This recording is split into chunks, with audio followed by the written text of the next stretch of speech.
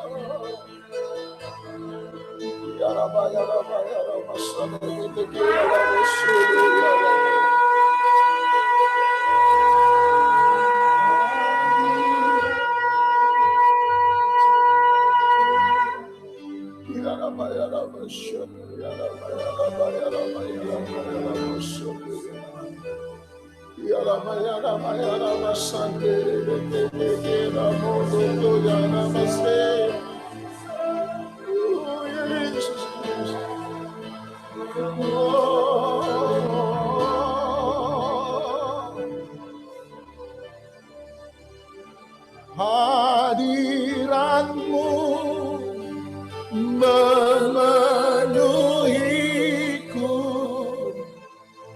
hadirat kudusmu penuhi baitmu, dan ku tersungkur menyembahmu, biar ku nampak hanya kemuliaan-Mu. Hadirat-Mu memenuhiku, hadirat kudus-Mu penuhi bait-Mu, dan ku tersungkur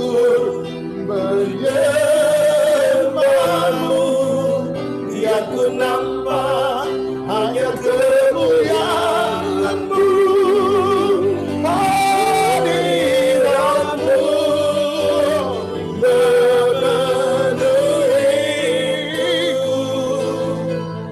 hadirat kudus-Mu penuhi bait-Mu, dan ku tersungkur menyembahmu, biar ku nampak hanya kemuliaan-Mu. Hadirat-Mu memenuhiku, hadirat kudus-Mu penuhi bait-Mu,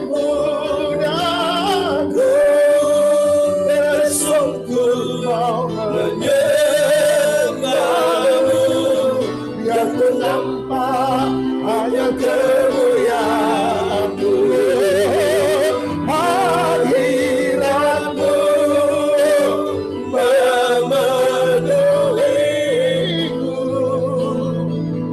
hadirat kudus-Mu penuhi bait-Mu, dan ku bersungkur menyembah-Mu, biar ku nampak hanya kemuliaan-Mu.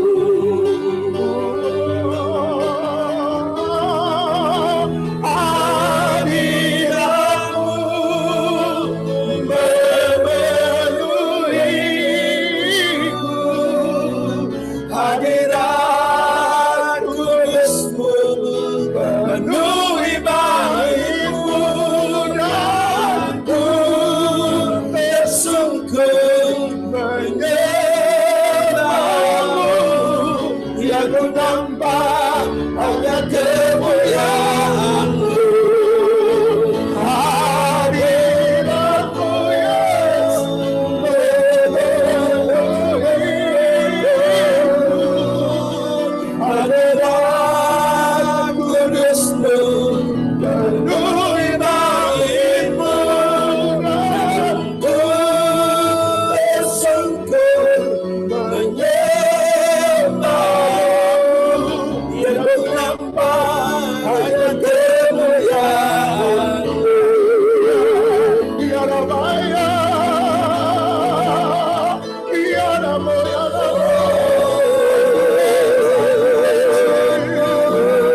your presence, Lord, your presence,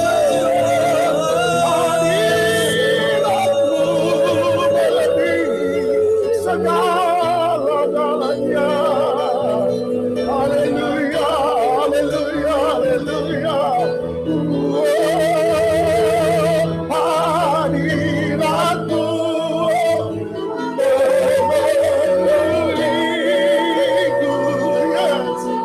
Hadirat kudus-Mu penuhi bait-Mu, dan ku tersungkur menyembah-Mu, biar ku nampak sama kemuliaan-Mu. Hadirat-Mu memenuhi. Dalam nama Yesus saya berdoa, Anda mengalami hadirat Tuhan yang dahsyat. Dimanapun Anda berada, Dia tetap selalu untuk menjaga, Dia selalu menjangkau, Dia selalu menyembuhkan, Dia setiap pelatihan, setiap kedatangan, setiap ketakutan, setiap kekhawatiran, hari ini lenyap dalam nama Yesus. Hari ini lenyap dalam nama Yesus. Semua sakit penyakit, semua beban, semua ikatan, semua yang tidak benar, semua kebencian, semua kepahitan, hari ini bahkan lawatan Tuhan sementara terjadi. Dimanapun Anda berada, ada hadirat Tuhan, di situ ada kelepasan. Di mana ada hadirat Tuhan, di situ ada kemenangan. Di mana ada hadirat Tuhan, di situ ada keselamatan. Di mana ada hadirat Tuhan, di situ ada kebebasan. Hadirat-Mu memenuhiku, hadirat kudus-Mu penuhi bait-Mu, dan ku bersungkur menyembah-Mu, biar ku nampak semua kemuliaan-Mu. Yes. Hadirat-Mu memenuhiku, hadirat kudus-Mu penuhi bait-Mu, dan ku bersungkur menyembah-Mu, biar ku nampak hanya kemuliaan-Mu.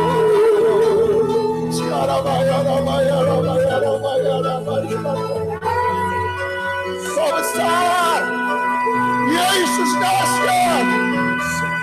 Kau menang Tuhan. Kau bertahta atas puji-pujian. Engkau Tuhan perkasa.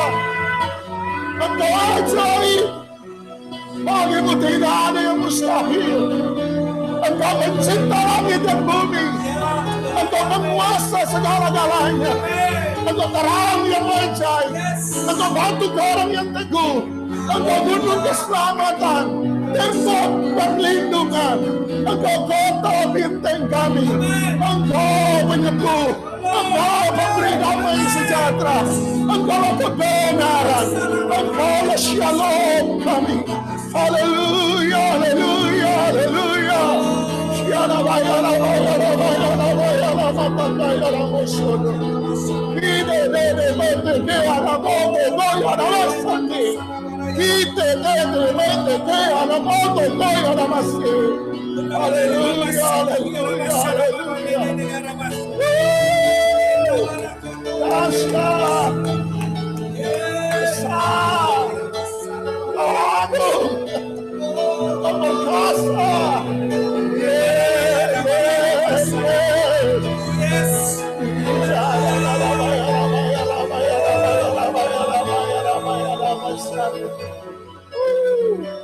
Thank you, Lord.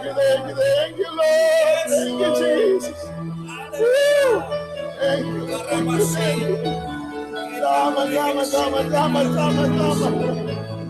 Touch me, Lord. I need your presence.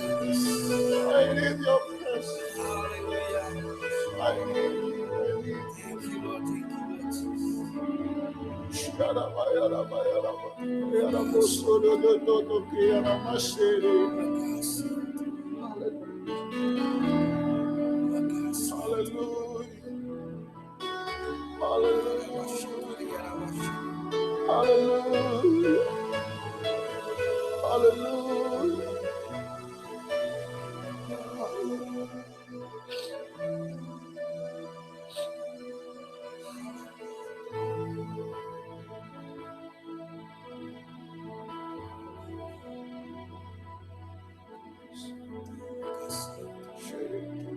Thank you,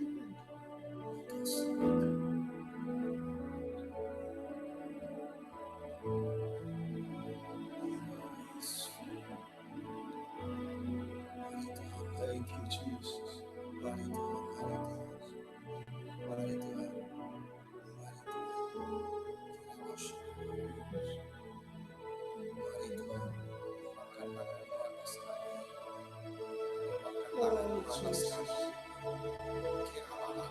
I love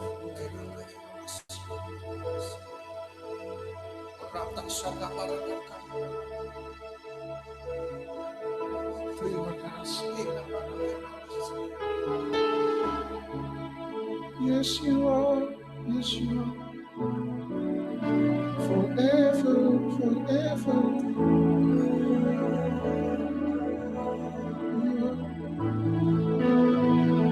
Thank you, Jesus. Terima kasih buat semua. Kami percaya kami ada dalam hadirat-Mu. Kami ada dalam pengurapan-Mu. Urapi kami. Sebab firman-Mu juga berkata bahwa urapan itulah yang akan mengajar kami. Dalam kami butuh urapan-Mu, kami butuh pewahyuan-Mu. Sebab tanpa urapan dan pewahyuan-Mu kami tidak akan pernah bisa memahami kebenaran firman. Urapi kami dengan roh hikmat dan wahyu. Roh Kudus, You are my great teacher. Engkaulah guru besar. Ajar kami. Bukan sekedar sebuah pengetahuan, tetapi sebuah roh yang mengubahkan, roh yang menghidupkan. Sehingga kami benar-benar bukan hanya mendengar, tetapi kami dirobahkan oleh Roh Kudus. I love you. I love you. I love you. I love you. 1,000 times I love you, Jesus. I love you, Holy Spirit. Dalam nama yang paling manis, nama yang paling indah, nama yang paling kami cinta, yaitu dalam nama Tuhan Yesus Kristus. Setiap kita yang mencintai Dia, sama-sama kita katakan amin. Baik, shalom. Saya sudah memberi tema hari ini, dan tema hari ini tentang manusia Musa. Dalam kisah Musa, dalam Keluaran, Imamat, Bilangan, Ulangan, paling tidak ada beberapa kali Alkitab mengatakan Musa is the man, orang yang bla bla bla bla bla. Bahasa Ibraninya Moshe Hais. H itu the, is itu laki-laki, jadi laki-laki yang atau orang yang.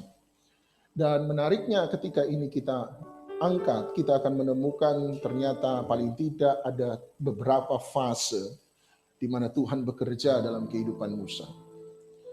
Saya ajak Anda untuk lihat Keluaran pasal 11. Keluaran pasal 11 inilah kali pertama Alkitab menggunakan kata Moshe Hais atau Moses the man, Musa orang yang.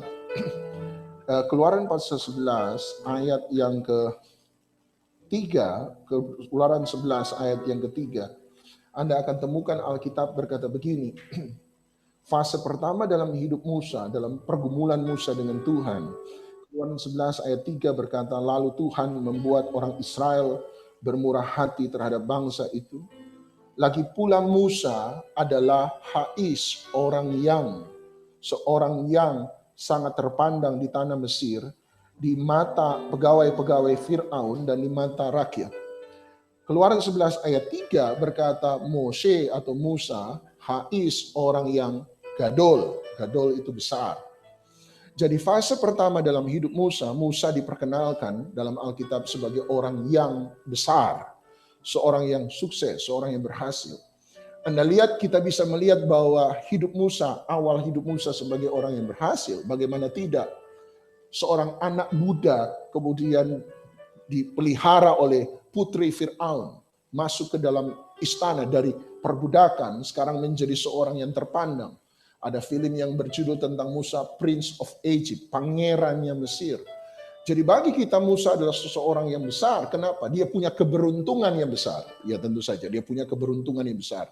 Dari anak budak sekarang menjadi anak angkat putri Fir'aun, masuk dalam istana, dianggap sebagai bagian dari keluarga istana. Bahkan beberapa sejarah mengatakan bahwa Musa adalah seorang panglima, termasuk salah satu jenderal panglima Mesir pada hari itu. Orang yang berhasil sukses, berhasil besar sebab dia punya keberuntungan yang besar.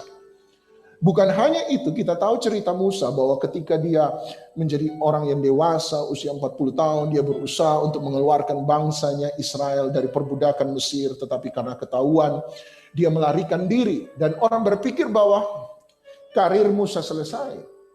Semua yang dia dapat dari keberuntungan, semuanya hilang, menguap begitu saja, tidak akan pernah kembali dalam hidupnya.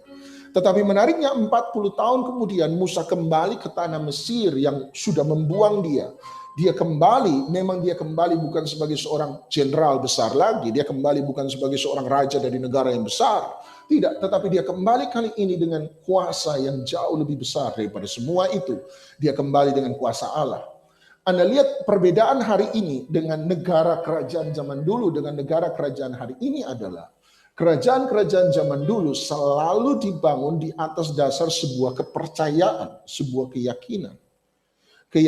Makanya kemudian kerajaan-kerajaan zaman dulu setiap rajanya dianggap sebagai titisan atau utusan dewa, betul? Atau anak dewa. Kerajaan Cina menggunakan hal yang sama, kan betul? Selalu rajanya dianggap sebagai putra sorga kalau dalam tradisi Chinese. Dianggap sebagai putra sorga, putra dewa, raja langit. Begitu juga dengan Mesir. Semua kerajaan zaman dulu, semua kekuasaan dibangun di atas sebuah inti keyakinan dan kepercayaan. Tiba-tiba Musa kembali, dia kembali. Semua berpikir bahwa dia sudah habis, dia sudah tidak akan pernah sukses. Tapi kali ini dia kembali dari inti, dengan inti sebuah kekerajaan. Dia kembali dengan kuasa Allah atas langit dan bumi. Dan setiap ilah-ilah yang ada di Mesir dihancurkan satu demi satu oleh Musa dengan Allah yang dia sembah. Makanya ada beberapa penerjemahan bahwa 10 tulah itu menyerang setiap dewa yang ada di tanah Mesir hari itu. Setiap dewa-dewa utama yang ada di tanah Mesir hari itu.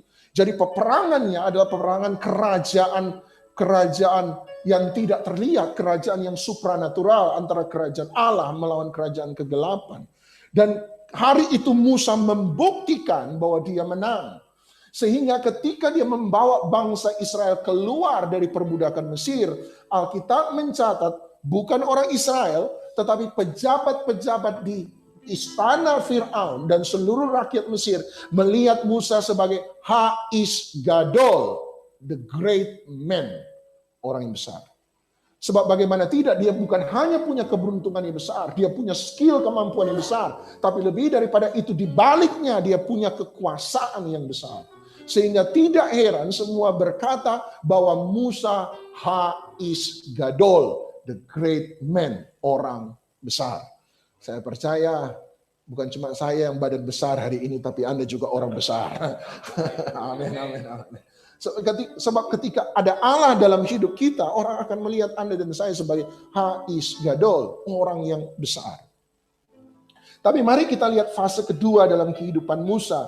Dalam Keluaran pasal yang ke-32, dalam Keluaran pasal 32, Anda akan menemukan bagaimana Alkitab kemudian berpindah dalam Keluaran 32 ayat 1. Alkitab berpindah dari Ha'is Gadol, Musa orang yang besar. Tapi kali ini lihat Keluaran 32 ayat 1. Keluaran 32 ayat 1. Keluaran 32 ayat 1. Keluaran 32 ayat 1, ketika bangsa itu melihat bahwa Musa mengundur-undurkan turun dari gunung itu, maka berkumpullah mereka mengerumuni Harun dan berkata kepadanya, mari buatlah untuk kami Allah yang akan berjalan di depan kami, sebab Musa ini orang yang Ha'is, orang yang telah memimpin kami keluar dari tanah Mesir. Kami tidak tahu apa yang terjadi dengan dia. Coba Anda lompat sebentar, lihat ayat 23. Kalimat yang hampir serupa dengan ayat 1 kemudian diucapkan kembali. Lihat ayat 23. Mereka berkata kepadaku, buatlah untuk kami Allah yang akan berjalan di depan kami, sebab Musa ini orang yang Ha'is, yang telah memimpin kami keluar dari tanah Mesir. Kami tidak tahu apa yang telah terjadi dengan dia. Kata Ha'is kedua, orang yang, Musa orang yang kedua, bicara tentang satu fase dalam kehidupan Musa, di mana dia dikhianati oleh bangsanya sendiri.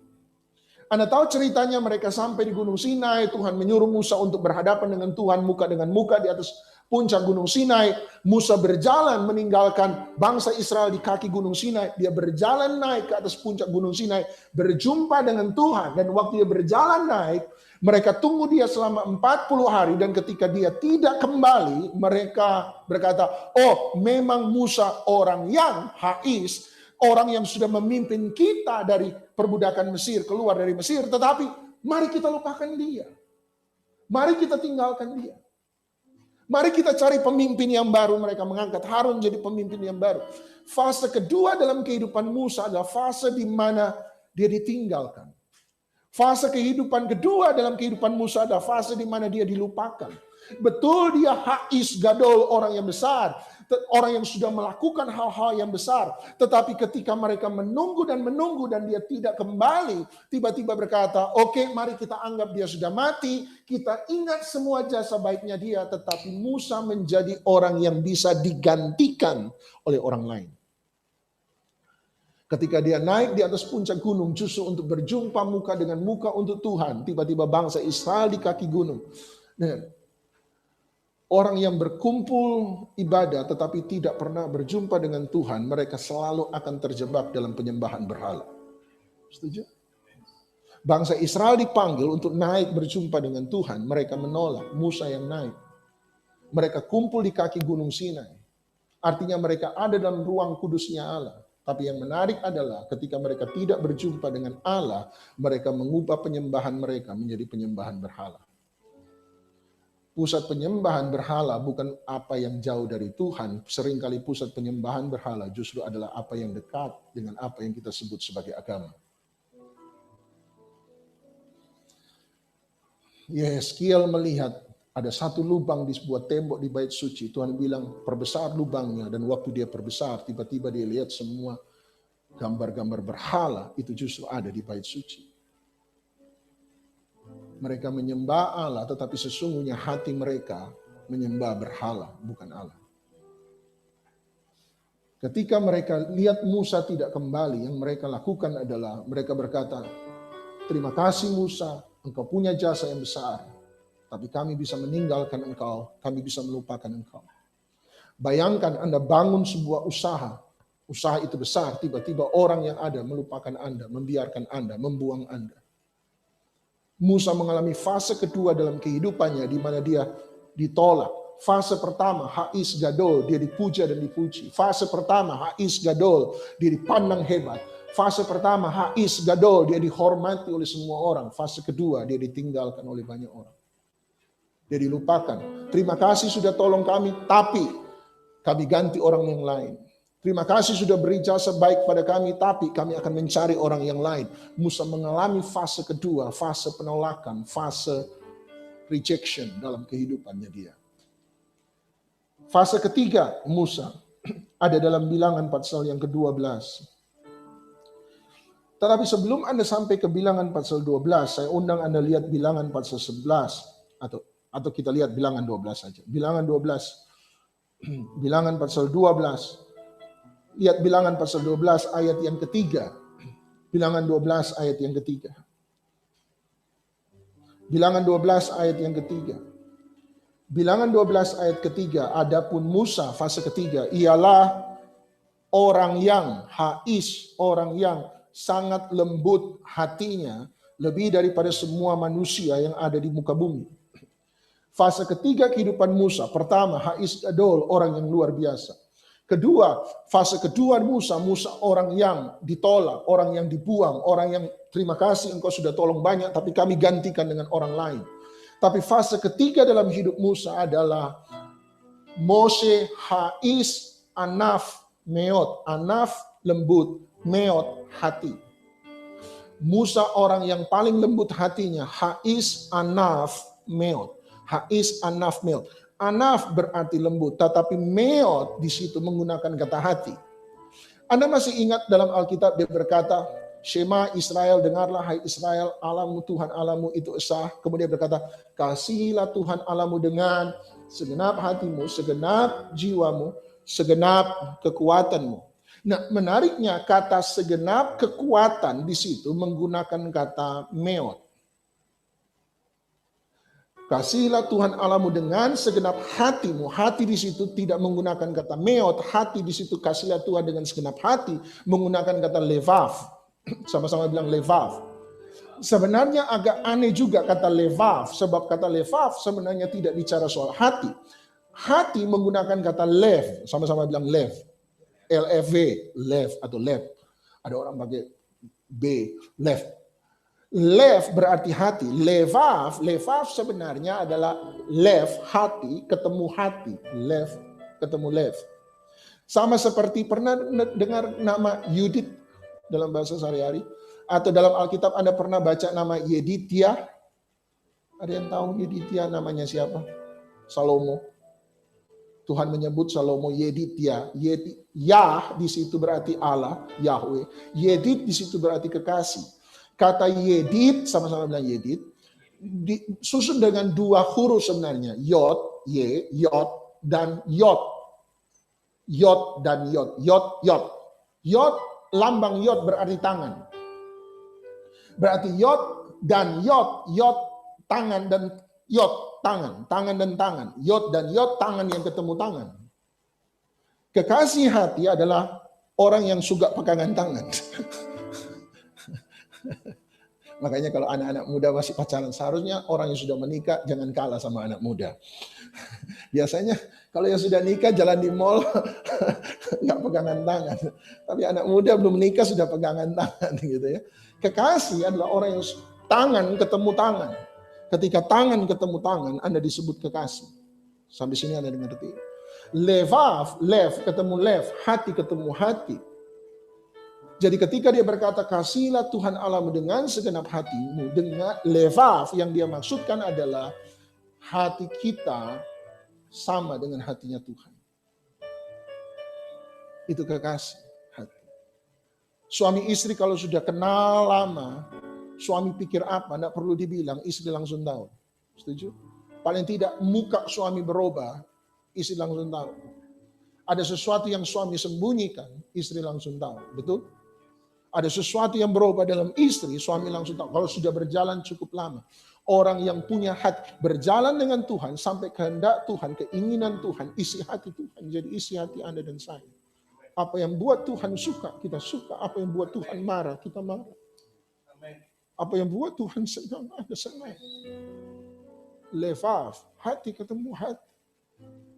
Makanya dia bilang, hati anak berbalik kepada hati Bapa, dan hati Bapa kembali pada hati anak. Artinya hati Tuhan kembali lagi pada hati kita manusia, dan kita manusia, hati kita kepada hati Tuhan. Kasihlah Tuhan Allahmu dengan levaf segenap hatimu. Tiba-tiba dia berkata segenap jiwa, bukan dia berkata segenap kekuatan, meot. Ternyata meot bukan menunjuk pada hati, tetapi meot menunjuk pada kekuatan. Kembali ke Bilangan 12 ayat 3 tadi. Hais, Anaf, Meot, Musa, Moshe, Hais, seorang laki-laki, Anaf yang dilembutkan, Meot bukan hati, tapi kekuatannya. Fase ketiga adalah fase di mana dia dilembutkan kekuatan. Daging sapi kalau mau lembut harus banyak dipukul dulu sebelum dimasak. Urat-uratnya harus diputuskan dulu baru Anda masak. Kalau Anda lembutkan dulu, Anda putuskan urat-urat dari daging sapi, maka daging itu akan jadi lebih lembut waktu dimasak. Ada saatnya Tuhan pukul, lembutkan, anaf, meot, daging Anda dan saya. Lihat Bilangan pasal 11, Bilangan 11. Tuhan menghancurkan kekuatan Musa. Bilangan pasal 11, hanya satu pasal sebelumnya.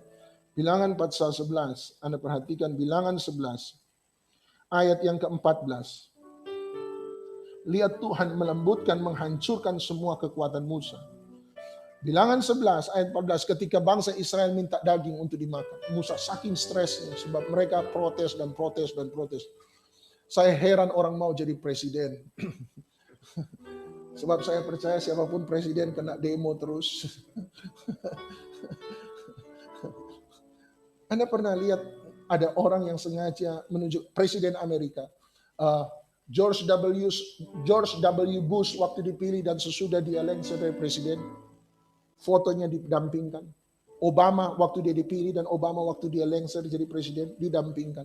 Semua presiden, semua rambut putih tambah putih, muka tambah berkeriput. Stres sebab tekanan yang begitu besar. Musa mengalami hal yang sama. Perhatikan ayat 14. Aku seorang diri tidak dapat memikul, Bilangan 11:14. Aku seorang diri tidak dapat memikul tanggung jawab atas seluruh bangsa ini, sebab terlalu berat bagiku. Ayat 15.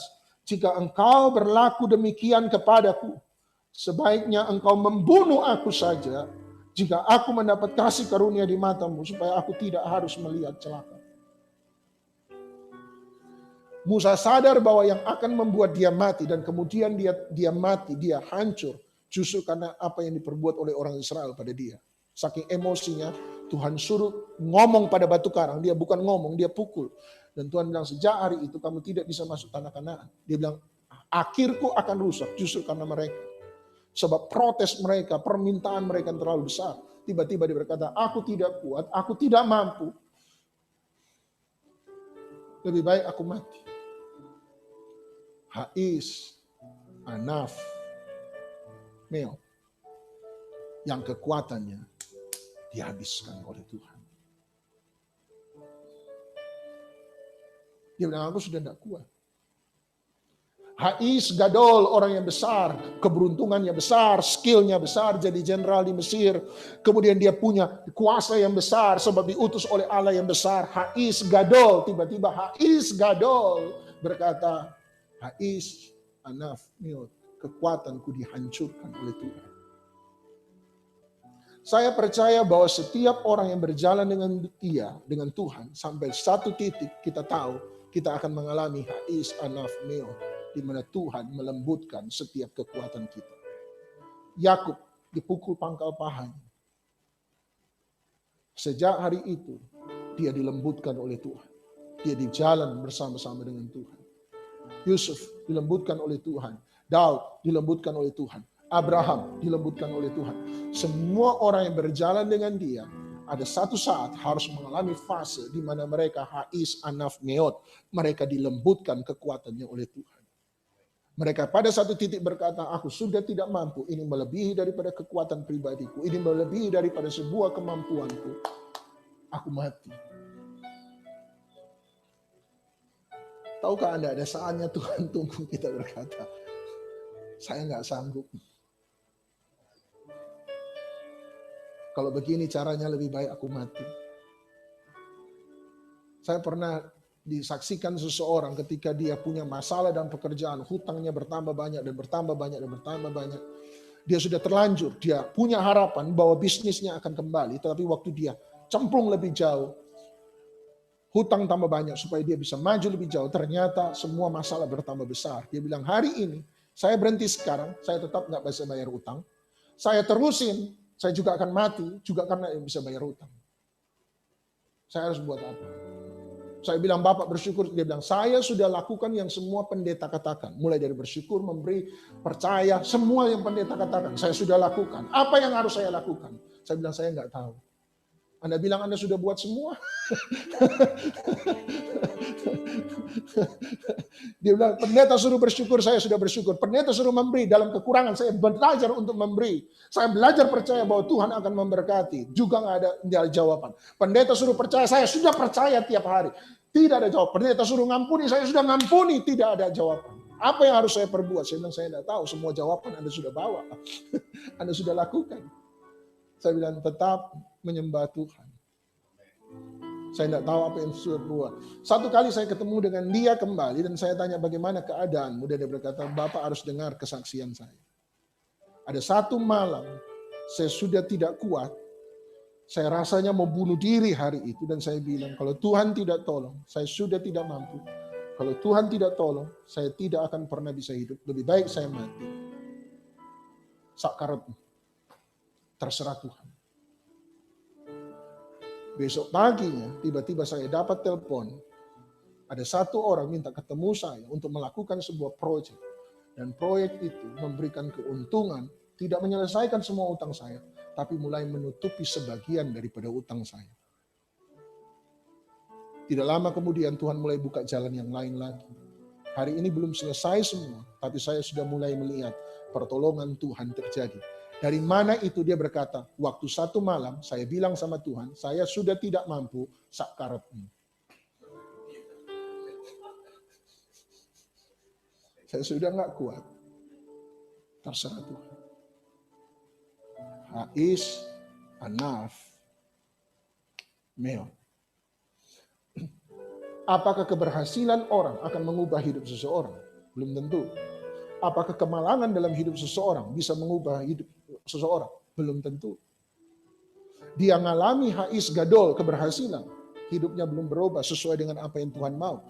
Dia mengalami kemalangan, penolakan. Hidupnya belum berubah seperti yang Tuhan mau. Hidupnya baru berubah ketika dia belajar. Saya sudah tidak kuat, saya sudah tidak mampu. Bukan lagi saya.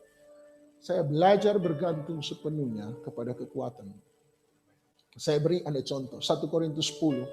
Saya sudah sempat bahas itu dalam Roh Mesir. Tapi mari Anda lihat sekali lagi. 1 Korintus 10 ayat yang ke-9 sampai ayat 10. 1 Korintus 10 ayat 9 dan 10.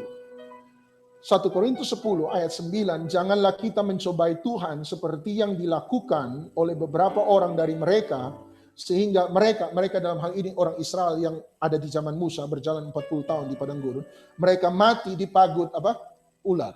Lihat ayat 10. Dan janganlah bersungut-sungut seperti yang dilakukan oleh beberapa orang dari mereka, sehingga mereka dibinasakan oleh malaikat maut. 1 Korintus 10 ayat 9, Paulus berkata bahwa salah satu penyebab kematian orang Israel di padang gurun adalah mereka mati karena digigit oleh ular. Ayat 9. 1 Korintus 10 ayat 10 berkata salah satu juga penyebab kematian orang Israel di padang gurun adalah mereka dibinasakan oleh malaikat maut. Ular, malaikat maut. Ular, malaikat maut. Sadarkah Anda bahwa ular dan malaikat maut adalah tanda yang Tuhan berikan kepada orang Mesir supaya orang Mesir mengeluarkan bangsa Israel dari perbudakan Mesir? Tanda yang Tuhan beri kepada Fir'aun hari itu lewat Musa. Tanda yang Tuhan beri pada Fir'aun lewat Musa. Tanda pertama adalah tongkat berubah menjadi ular. Tanda terakhir yang Tuhan berikan kepada orang Mesir lewat Musa, tulah ke-10 adalah kematian anak-anak sulung di tanah Mesir dibinasakan oleh malaikat maut. Jadi ular dan malaikat maut bicara tentang tanda yang Tuhan beri, tulah yang Tuhan beri kepada orang Mesir. Sampai sini Anda setuju? Tiba-tiba Paulus berkata, bukan cuma ular dan malaikat maut yang menjadi tanda bagi orang Mesir. Tiba-tiba ular dan malaikat maut sekarang turun dalam kehidupan orang Israel. Berarti tulah yang dialami oleh orang Mesir adalah tulah yang sama yang dialami oleh orang Israel. Setuju? Ular, malaikat maut. Mesir. Sekarang ular, malaikat maut. Bangsa Israel. Perbedaannya adalah tanda yang Tuhan beri pada Mesir berupa hukuman. Setuju? Tiap kali Fir'aun mengeraskan hati, Tuhan memberi hukuman. Tetapi berbeda dengan orang Israel, tanda yang Tuhan berikan pada orang Israel justru adalah lewat mujizat dan pertolongan. Mereka lapar, Tuhan berikan mana. Setuju? Justru ketika Tuhan beri mana, mereka tidak puas dengan apa yang Tuhan beri. Minta daging, kemudian Tuhan memberi mereka tulah. Tulah datang karena mereka menolak pertolongan Tuhan. Menolak mempercayai pertolongan Tuhan. Sementara di Mesir mereka menolak untuk mengakui keberadaan Tuhan sekalipun sudah melihat hukuman dari Tuhan. Apakah hukuman membuat orang Mesir berubah? Belum tentu.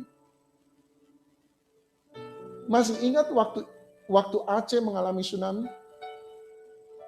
Berapa banyak nubuatan dari pendeta, hamba Tuhan, nabi di Indonesia yang mengatakan bahwa setelah peristiwa itu ada revival besar akan terjadi di Indonesia. Banyak. Apa terjadi?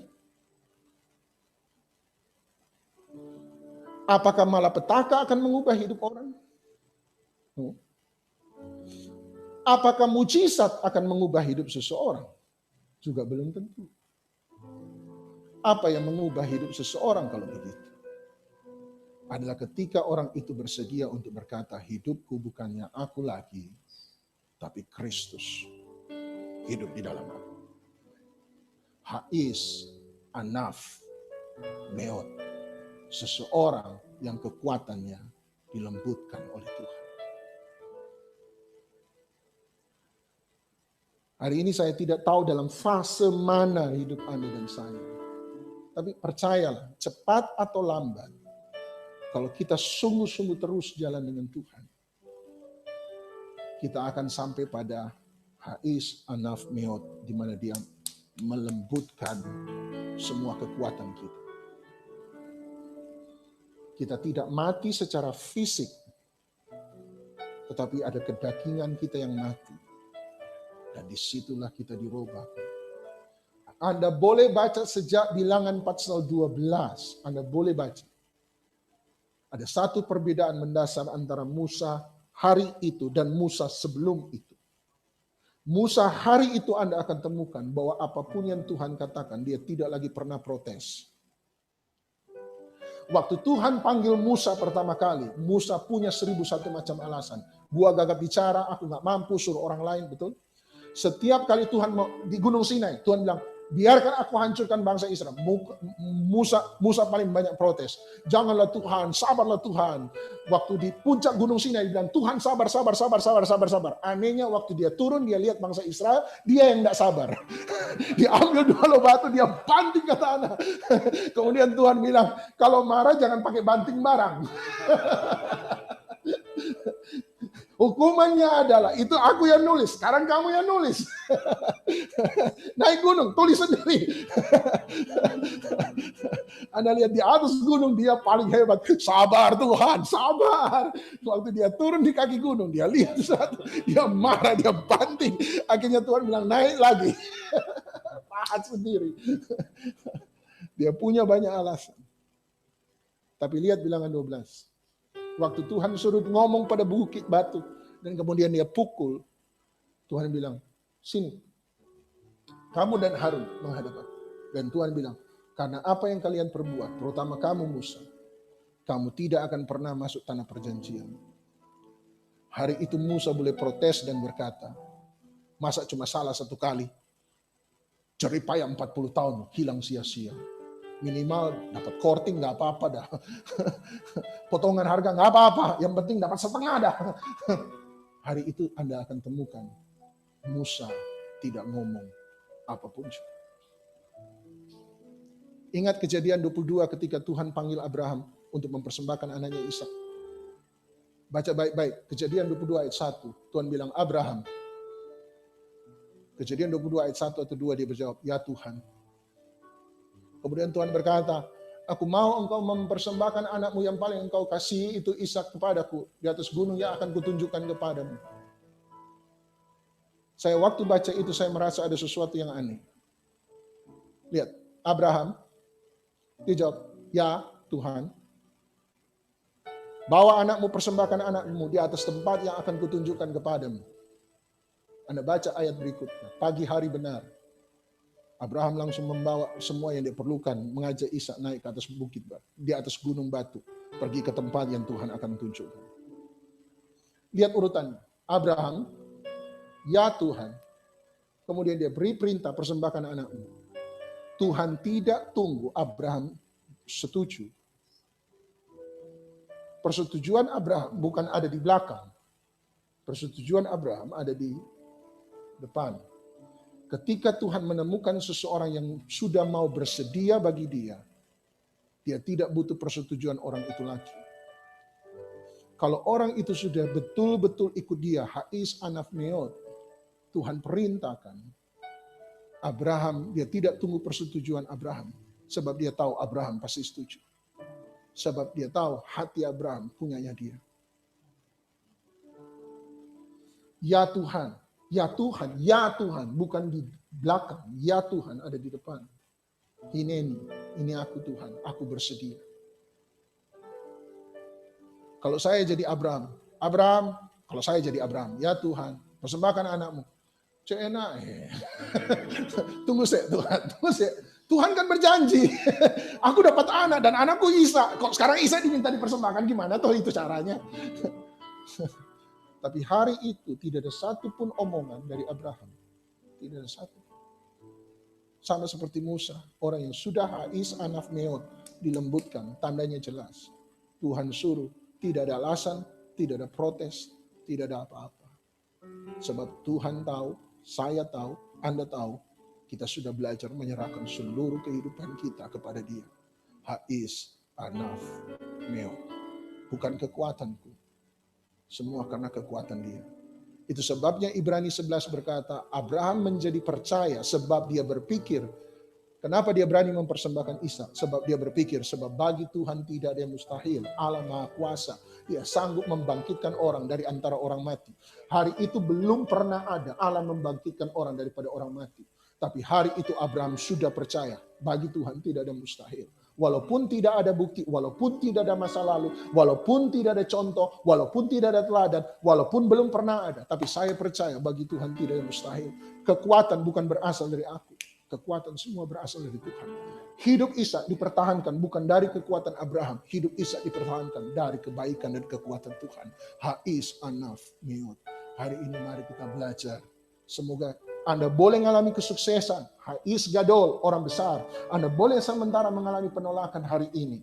Tapi yang pasti adalah biar dua persoalan itu membawa kita untuk dilembutkan oleh Tuhan.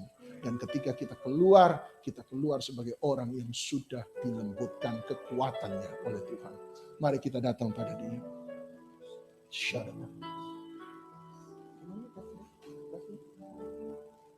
Kuasa dari tempat maha tinggi, Bapa Engkau mulia, Kau hadir di sini, memulihkan hati, menyembuhkan yang terluka. Ku kan tenang bersamamu, Bapa.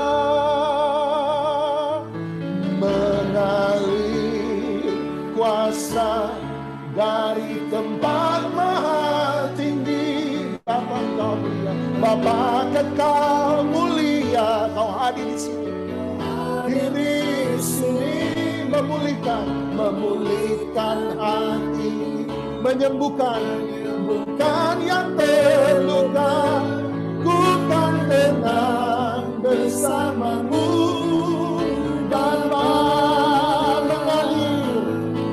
mengalir kuasa dari tempat maha tinggi. Bapa kekal mulia, Kau hadir di sini, memulihkan hati, menyembuhkan yang terluka. Ku kan tenang bersamamu, Bapa. Hari ini sekali lagi Anda boleh orang yang besar, orang yang sukses. Anda juga mungkin pernah mengalami kesulitan, penolakan, kepahitan, kekecewaan. Tapi persoalannya bukan apa yang Anda sudah pernah lalui. Persoalannya adalah bagaimana respon kita ketika kita melalui semuanya itu. Itu yang membuat hidup Anda dan saya berubah. Respon Anda dan saya yang akan menentukan hari itu. Apakah benar kita menjadi orang yang lembut di hadapan Tuhan, atau kita menjadi orang yang makin keras, orang yang jadi tidak percaya, yang pada satu titik kemudian kita meninggalkan dia. Saya tidak tahu, tapi hari ini saya berdoa, Anda boleh mengalami kebesaran, kesuksesan, keluar biasaan. Anda juga bisa mengalami sebuah tantangan, penolakan, kekecewaan, kepahitan. Tapi hari ini biarlah apapun yang Anda dan saya alami fase ketiga, alami di mana ketika Anda pada satu titik, sama seperti Musa, dia mengalami penolakan demi penolakan demi penolakan. Dia bertahan dengan kekuatannya. Dia bertahan dengan kekuasaannya. Dia mencoba bertahan dengan hikmatnya. Dia membagi orang Israel supaya pengadilannya tidak menjadi berat. Dia tidak perlu stres. Dia membagi banyak hal. Dia mengizinkan lakukan ini dan itu. Tetapi semuanya itu gagal. Sampai satu titik dia berkata, kalau engkau masih sayang padaku Tuhan, kalau engkau masih mau memberi kasih karunia padaku, ini yang aku minta aku mati. Aku sudah gak kuat. Aku sudah gak mampu. Aku sudah gak bisa. Dan hari ini mungkin itu yang sementara Anda alami dimanapun Anda berada. Masa-masa tersulit mungkin Anda adalah hari ini masa pandemi. Anda berkata, saya sudah gak kuat, saya sudah gak mampu, saya sudah gak bisa. Apakah itu bisa mengubah hidup Anda? Belum tentu. Kalau begitu, bagaimana supaya hidup saya berubah? Pada satu titik Anda berkata, biarlah bukan kekuatanku lagi. Aku perlu Engkau, Yesus. Dan hari ini sekalipun berat, tapi Anda belajar menerima kekuatan Tuhan. Anda belajar mengucap syukur. Anda belajar menyembah dan menyembah dan menyembah. Sampai levaf hatinya Tuhan jadi hatinya kita. Apa yang menjadi kesukaannya Tuhan? Kesukaan kita. Apa yang menjadi buat Tuhan marah, itu membuat saya marah. Apa yang membuat Tuhan jijik, itu membuat saya jijik. Apa yang membuat Tuhan suka, itu yang membuat saya suka. Tapi bukan cuma itu. Hais anak neot, dia mulai melembutkan kekuatan Anda dan belajar berkata, aku butuh Engkau Tuhan. Aku butuh Engkau. Aku perlu Engkau. Biar kekuatan mulai yang menguatkan aku. Biar hari ini Engkau sekalipun mungkin ada dalam lembah kekelaman. Engkau ada dalam tantangan paling berat dalam hidup. Izinkan Tuhan berkarya. Tapi saya sudah percaya Tuhan, saya sudah pernah berdoa pada Tuhan. Anda mungkin pernah berdoa pada Tuhan. Anda datang supaya Tuhan buat ini, Tuhan buat itu bagimu. Tapi mungkin Anda belum pernah berdoa dan berkata, semua yang kumiliki, semua yang kupunya, semua alasan, semua ketakutan, semua kekhawatiran, semua kebanggaan diri, semua kesombongan, semua pengaruh dan koneksi, semua kekayaan, aku belajar serahkan padamu. Bukan itu kekuatanku lagi, tapi biarlah sukacitamu yang menjadi kekuatan. hari ini yuk mari datang pada Dia. Bapa, Kau mendengar seruan hatiku, tak pernah Kau lepaskan, tak pernah Kau lepaskan dari kasih-Mu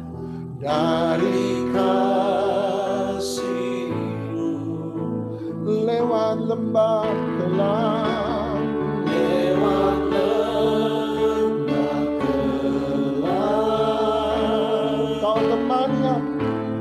Kau temani aku, Roh-Mu bekerja selalu, Roh-Mu bekerja selalu untuk kebaikanku.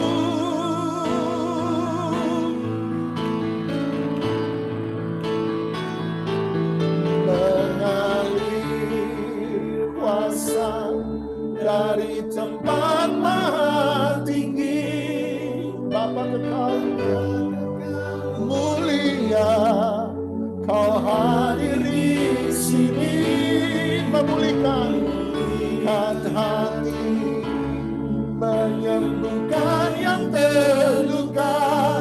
Ku kan tenang bersama-Mu, Bapa.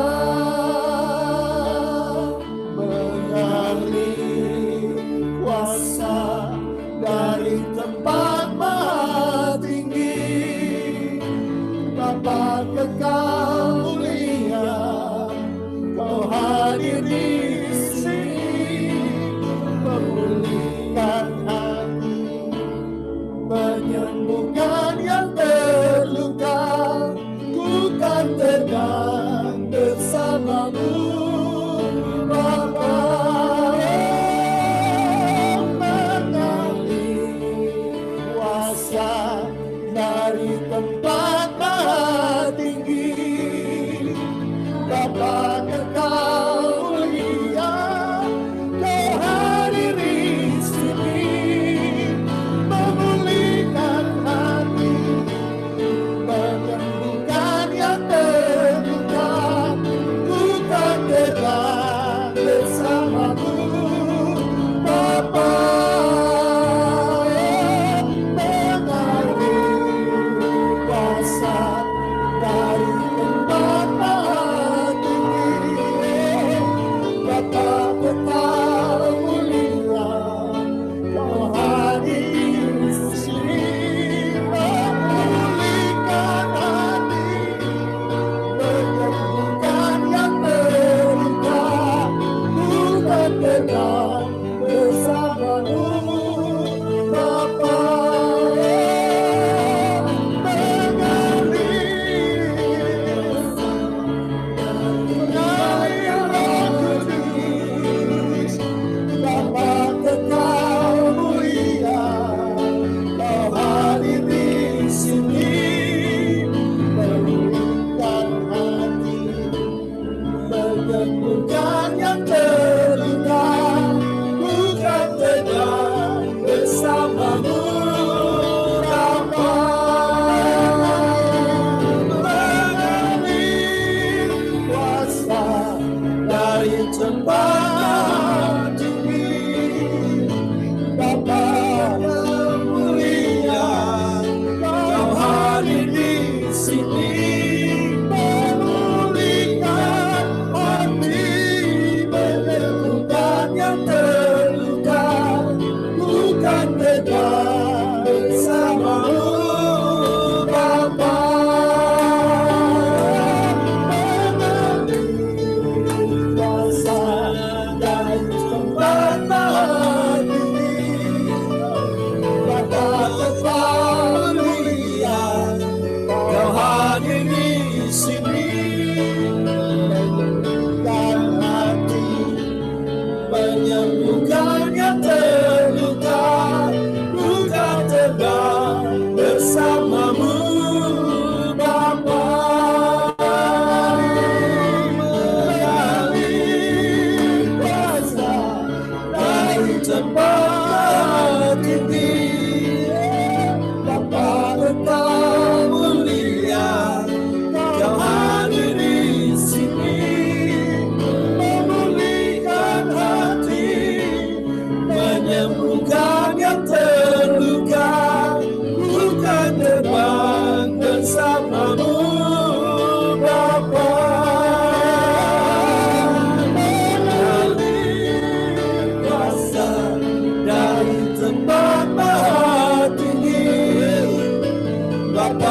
Kau mulia, Kau hadir di sini, memulihkan hati, menyembuhkan yang terluka, bukan terbang bersamamu, Bapa.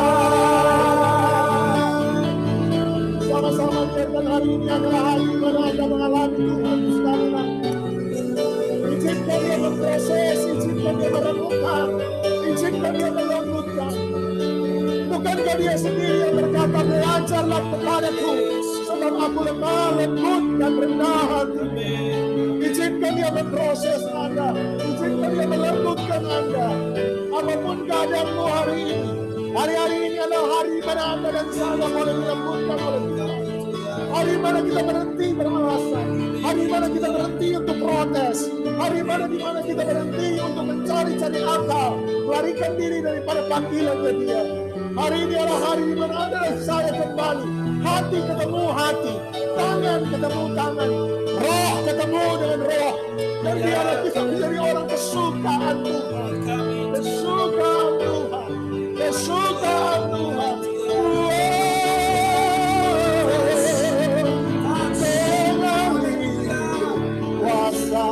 Dari tempat maha tinggi, Bapa Kau mulia, Kau hadir di sini, memulihkan hati, menyembuhkan yang terluka, bukan terbang bersamamu, Bapa.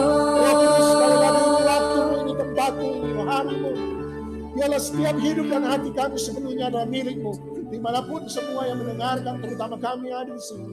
Biarlah Engkau bekerja. Seringkali hamba sombong terhadap semua pencapaian, achievement, semua pelayanan, semua kebisaan, semua kesuksesan. Seringkali nomor satu yang perlu dilembutkan susu kami.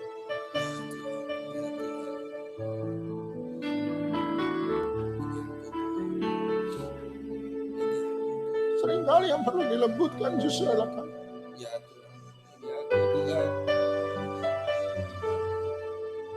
Satu kali saya baca Yohanes 15.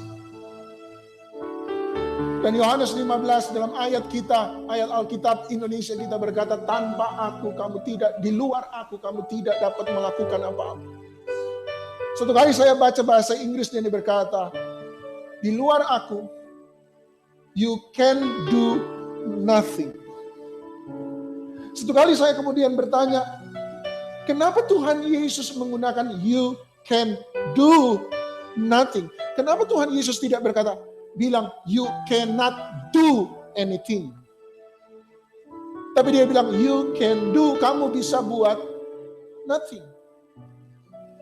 Artinya dia mau bilang begini, di luar aku kamu boleh buat sesuatu, ya tentu saja.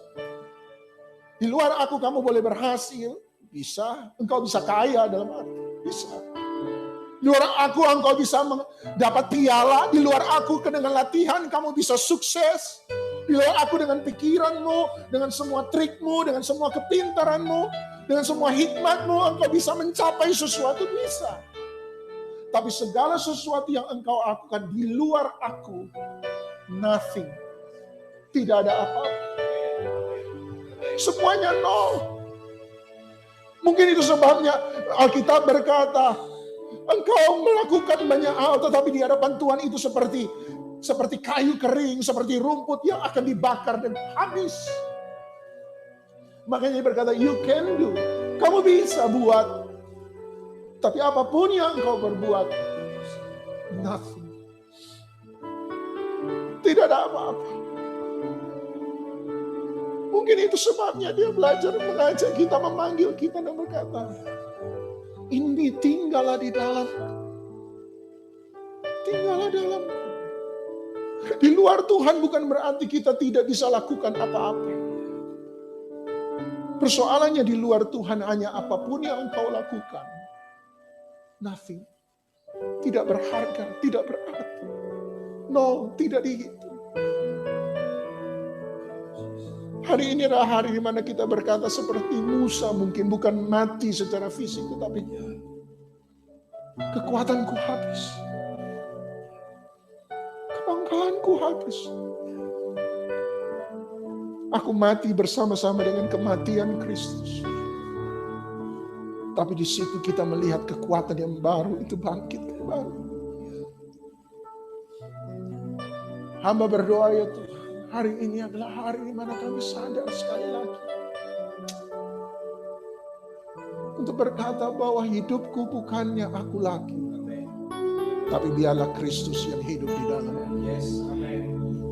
Bukan kekuatanku, bukan kemampuanku, tetapi semua kekuatan kemampuanku berasal dari Engkau dan hanya bergantung pada Engkau. Apa yang Engkau suka, aku belajar untuk suka. Apa yang membuat Engkau jijik, aku belajar untuk menjadi jijik.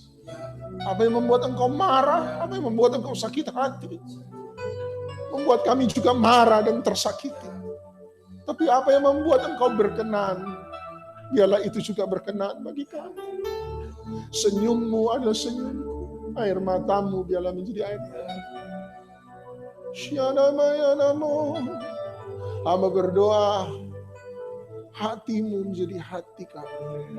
Dalam nama Tuhan Yesus Kristus. Setiap kita mencintai Dia, sama-sama kita katakan, amin.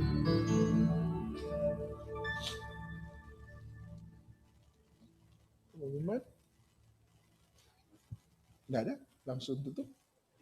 Ya, mari kita. Kami percaya bahwa urapan korporat di tempat ini ada di tengah-tengah kami dan diserahkan tengah-tengah kami lewat doa berkat. Kami juga sebelum itu mendoakan Pastor Guana Tanjung dimanapun beliau berada, dalam segala acara, dalam segala pelayanan, apapun yang dia perbuat, Engkau menyertai, Engkau melindungi. Biarlah hikmat Tuhan, urapan Tuhan tidak pernah berkurang dalam hidupnya, tapi bertambah. Biarlah sungguh-sungguh manusia daging kami belajar sama seperti dia, kami belajar manusia kedagingan kami berkurang dan berkurang, sama seperti Musa, Hanaf, Meot, tapi justru hidup rohani kami makin bertambah dan bertambah dan bertambah, makin kuat dan makin kuat dan makin kuat.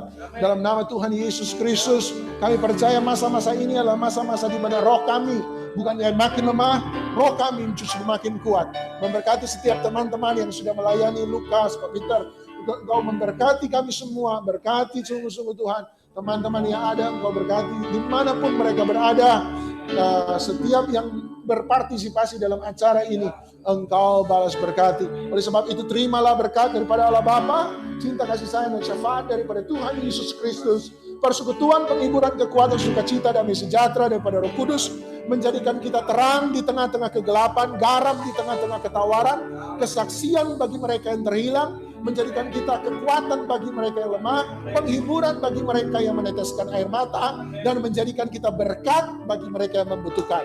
Oleh sebab itu, terimalah berkat dalam nama Tuhan Yesus Kristus. Yang percaya dilawat diberkati Tuhan, sama-sama kita katakan, amin. Selamat malam, Tuhan memberkati.